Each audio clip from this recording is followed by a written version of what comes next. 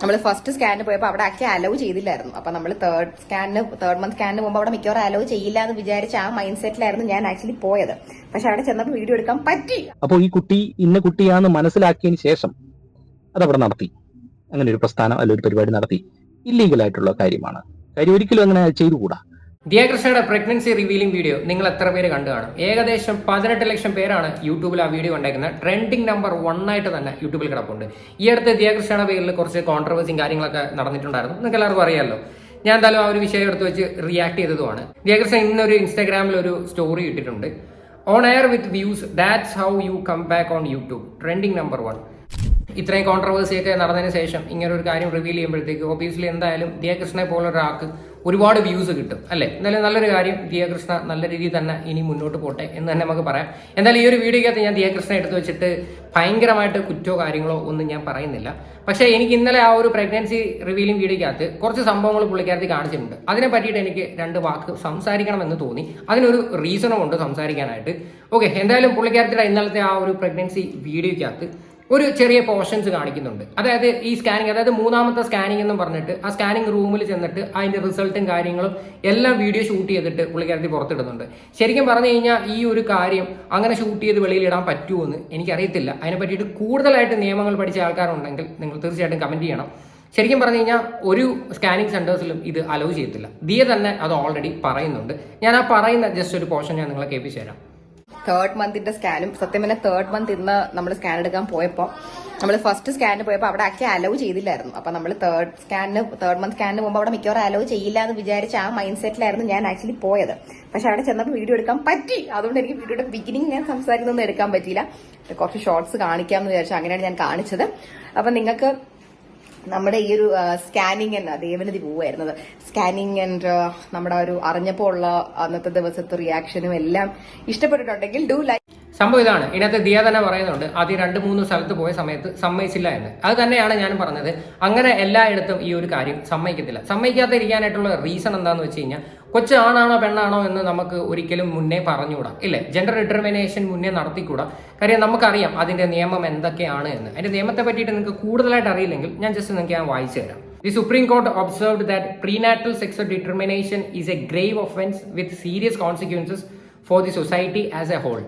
മനസ്സിലായല്ലോ, ഇതൊരു വളരെ സീരിയസ് ആയിട്ടുള്ള ഒരു ഒഫൻസ് ആണ്. പ്രത്യേകിച്ച് ഈ ജെൻഡർ ഡിറ്റർമിനേഷൻ കാര്യം നമ്മൾ ഒരു കാരണവശാലും അതിനെപ്പറ്റി പറയുകയോ എടുക്കുകയോ അതിനെ പറ്റിയിട്ട് റിവീലിങ്ങോ അല്ലെങ്കിൽ അതിനെ ലീഡ് ചെയ്യുന്ന രീതിയിലുള്ള എന്തെങ്കിലും കാര്യങ്ങളോ അലോ ചെയ്യത്തില്ല. ഓക്കെ, അത് അതിൻ്റെതായിട്ടുള്ള റൂളാണ് ആ ഒരു സംഭവം. എന്തായാലും ദിയയുടെ ഈ ഒരു വീഡിയോക്കകത്ത് ജെൻഡറിനെ പറ്റിയിട്ട് അങ്ങനെ ഒരു വാക്കേ പറയുന്നില്ല. എവിടെയും അങ്ങനെ ഒരു സംഭവമേ അതിനകത്തില്ല.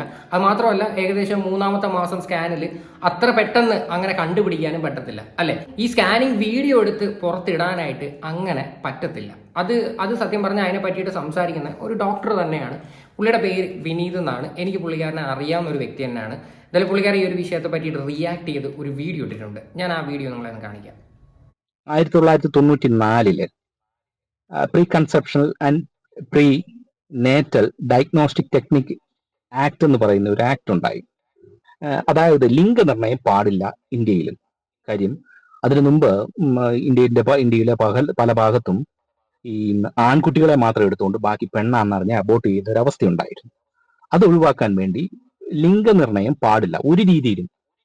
അതിലേക്ക് ഉണ്ടാകുന്ന സാഹചര്യങ്ങൾ ഒരു രീതിയിലും പാടില്ല. അങ്ങനെ ഉണ്ടായാൽ 3 വർഷം വരെ കഠിന തടവ് ഉണ്ടാകും എന്നുള്ള ഒരു നിയമം ഉണ്ട്. ആ നിയമം ഇരിക്കെ ഈ പുള്ളിക്കാരത്തിയുടെ ഒരു പ്രവൃത്തി ആ നിയമത്തിനെ ഒന്ന് ഡൈല്യൂട്ട് ചെയ്യുന്നതാണ്. നമുക്ക് ആ വീഡിയോ ഒന്ന് കണ്ടു നോക്കാം പുള്ളിക്കാരത്തിയുടെ. അപ്പൊ ഇതിൽ പറയുന്നതെന്ന് പറഞ്ഞു കഴിഞ്ഞാൽ അങ്ങനെ ഒരു വീഡിയോ എടുക്കാനായിട്ട് പറ്റത്തില്ല. ഏകദേശം ആ ഒരു നിയമം അനുസരിച്ച്, അതായത് പ്രീനാറ്റൽ സെക്സ് ഡിറ്റർമിനേഷൻ സംഭവം തന്നെ നമ്മൾ നേരത്തെ വായിച്ച സംഭവം തന്നെ അത് കാണിക്കാനായിട്ടുള്ള നിയമം ഇല്ല. ഓക്കെ, അപ്പൊ എന്തായാലും ദിയകൃഷ്ണയുടെ ആ ഒരു വീഡിയോ ഞാൻ ജസ്റ്റ് ഒന്ന് കാണിക്കാം. അതിനുശേഷം നമുക്ക് ബാക്കി കാണാം.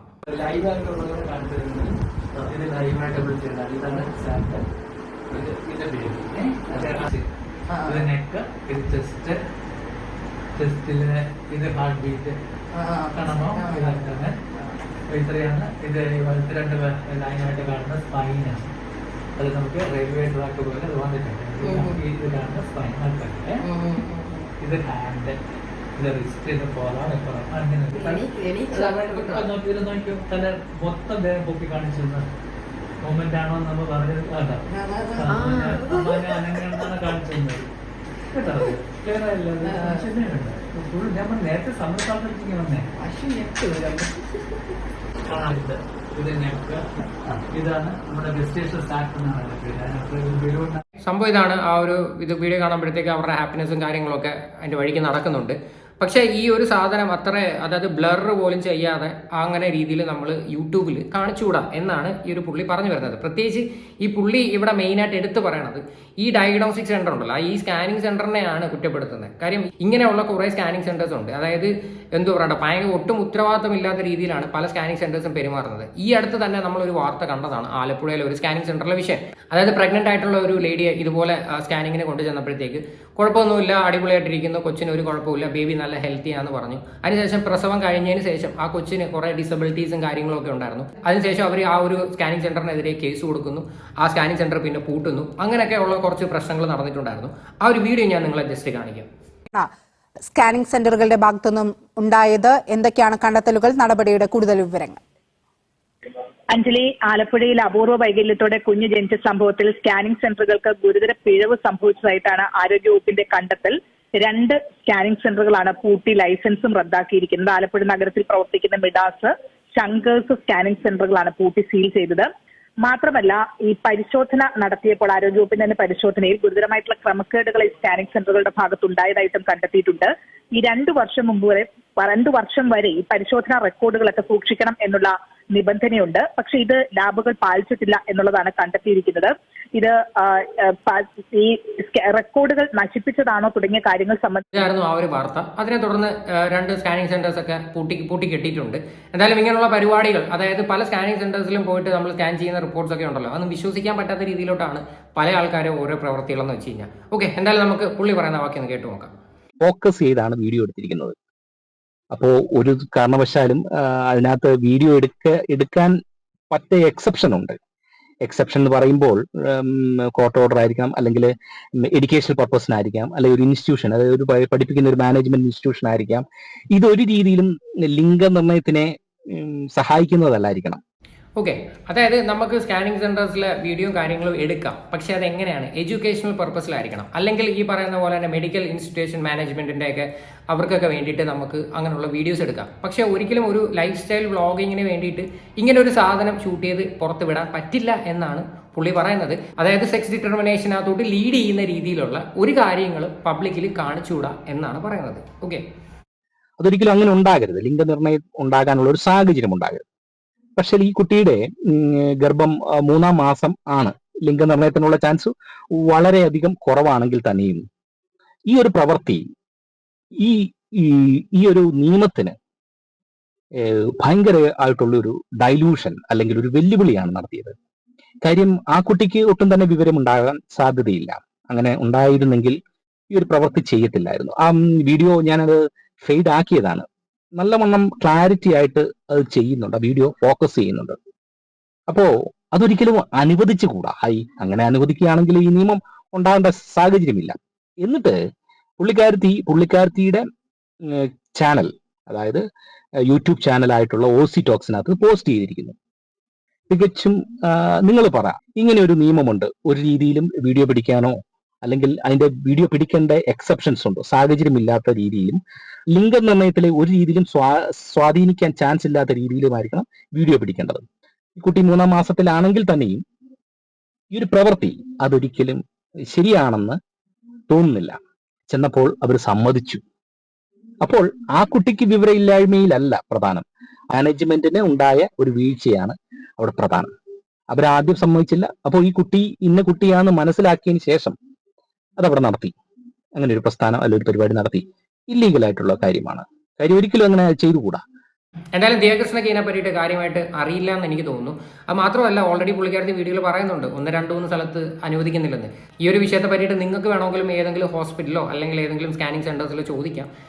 അതങ്ങനെ ആരും അലോ ചെയ്യുന്ന ഒരു കാര്യമല്ല. ഇത്രയൊക്കെ ആധികാരികങ്ങളായിട്ട് ഈ ഒരു പുള്ളിക്കാരനെ ഈ ഒരു വിഷയത്തെ പറ്റിയിട്ടൊക്കെ സംസാരിക്കാൻ പറ്റത്തുള്ളൂ. എന്തായാലും പുള്ളി പറഞ്ഞ വീഡിയോ തന്നെയാണ് ഞാൻ റിയാക്ട് ചെയ്തത്. ഇതിനകത്ത് ഞാൻ ഒരിക്കലും ദിയെ കുറ്റമായിട്ടൊന്നും പറയുന്നില്ല. പ്രത്യേകിച്ച് നമ്മൾ ഇനി എന്തെങ്കിലും കാര്യമായിട്ട് പറഞ്ഞ ആൾക്കാർ ഇപ്പം പറഞ്ഞു തുടങ്ങും, നമ്മൾ ആ ജനിക്കാൻ പോകുന്ന കുട്ടിയെ പോലും വെറുതെ വിടുന്നില്ല, അങ്ങനെ ചെയ്യുന്നു ഇങ്ങനെ ചെയ്യുന്നെന്ന്. അതുകൊണ്ടാണ് പറഞ്ഞത് ഞാൻ ഈ ഒരു വീഡിയോക്കകത്ത് ഞാൻ എനിക്ക് കുറ്റം പറയാൻ എനിക്ക് താല്പര്യമില്ല. പക്ഷേ ഇത്തരത്തിലൊക്കെ ഉള്ള കാര്യങ്ങൾ ചെയ്യുമ്പം ശ്രദ്ധിക്കുക. കാര്യം എന്ന് പറഞ്ഞു കഴിഞ്ഞാൽ ഇപ്പം നമ്മൾ കുറേ കാര്യങ്ങൾ കാണുന്നത്, പ്രത്യേകിച്ച് ഇങ്ങനെയുള്ള സ്കാനിങ് സെന്റേഴ്സിന്റെ കാര്യങ്ങളൊക്കെ ഒരുപക്ഷെ ദിയ വളരെ സന്തോഷത്തോടെ കൂടിയിട്ട് ഈ പറയുന്ന സബ്സ്ക്രൈബേഴ്സിന് ഈ ഒരു വിഷയം ഷെയർ ചെയ്യാൻ വേണ്ടിയിട്ട് ചെയ്തതായിരിക്കാം. പക്ഷെ എന്നാൽ പോലും നമുക്ക് ഇതെല്ലാം കറങ്ങി തിരിഞ്ഞ് നമ്മുടെ നെഞ്ചത്തോട്ടായിരിക്കും പിന്നെ വരുന്നത്. അത് വളരെ സന്തോഷമായിട്ട് ചെയ്യുന്ന ഒരു കാര്യം പോലും നമുക്ക് നാളെ തിരിച്ച് ദോഷമായിട്ടേ വരത്തുള്ളൂ. ഓക്കെ, അപ്പോൾ ഇത്രയാണ് ഈ ഒരു വിഷയത്തിൽ എനിക്ക് പറയാനുള്ളത്. എന്തായാലും ദിയ കൃഷ്ണയുടെ ഇൻസ്റ്റാഗ്രാമിലൊക്കെ ഓരോ ഫോട്ടോ പോസ്റ്റ് ചെയ്തിട്ട് പുള്ളിക്കാരത്തി പറയുന്നത് പുള്ളിക്കാരത്തി ചുമയ്ക്കുന്നതും തുമ്മുന്നതും വരെ യൂട്യൂബിൽ കണ്ടന്റാണ്.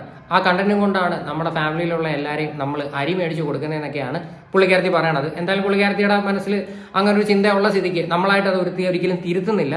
കാര്യം നിങ്ങൾക്ക് നാളെ ദോഷം വരാതിരിക്കാൻ വേണ്ടിയിട്ടാണ് നമ്മൾ ഇങ്ങനെയൊക്കെയുള്ള ഒരു പരിപാടി എടുത്ത് വെച്ച് റിയാക്ട് ചെയ്യുന്നത്. കാര്യം പ്രത്യേകിച്ച് ദിയ കൃഷ്ണയുടെ ഫാമിലിക്ക് നമ്മളോട് എല്ലാവരുടെയും പുച്ഛമാണ്, പ്രത്യേകിച്ച് റിയാക്ട് ചെയ്യുന്നവരോടെ. ഇനിയിപ്പം ഈ ഒരു വീഡിയോയുടെ താഴെയും വന്ന് 100% ആൾക്കാർ വന്ന് കമൻറ്റ് ചെയ്യും, എന്തിനാണ് ആ കുട്ടിയെ നിങ്ങൾ മോശം പറയുന്നത്, നിങ്ങൾക്ക് വ്യക്തിവൈരാഗ്യമുണ്ട്.